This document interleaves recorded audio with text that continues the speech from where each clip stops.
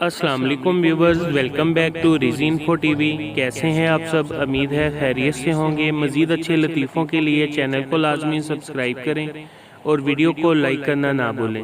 ایک کاکروچ کے ایک آدمی کے لیے آخری الفاظ جب کاکروچ آدمی کے ہاتھوں مرنے والا تھا: آگے بڑھو اور مار دو مجھے بزدل، تم مجھ سے جلتے ہو کیونکہ تمہاری بیوی مجھ سے ڈرتی ہے، تم سے نہیں ڈرتی۔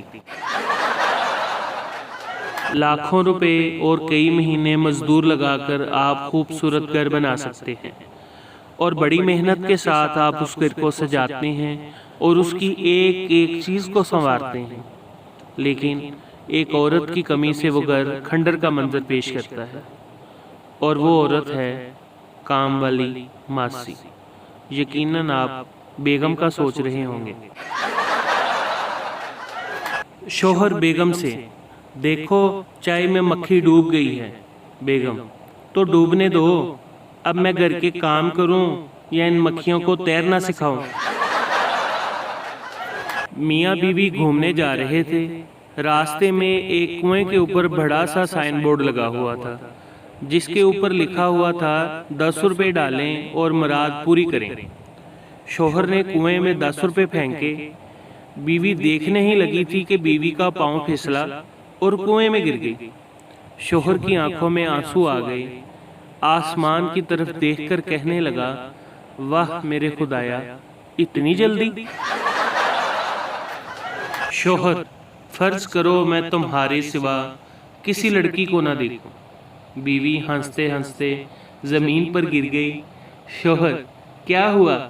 بیوی: مجھ سے تو فرض بھی نہیں ہو رہا۔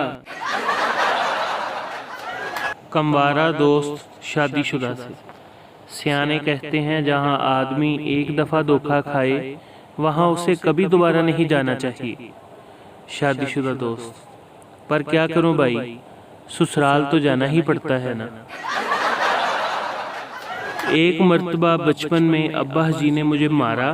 میں نے کمرے کا دروازہ بند کر کے خود کو کمرے میں بند کر لیا اور امی کے جہیز کے سارے برتن شوکیس سے نکال نکال کر توڑ دیے۔ بس پھر وہ دن گیا اور یہ دن آیا۔ ابو نے مجھے کبھی نہیں مارا۔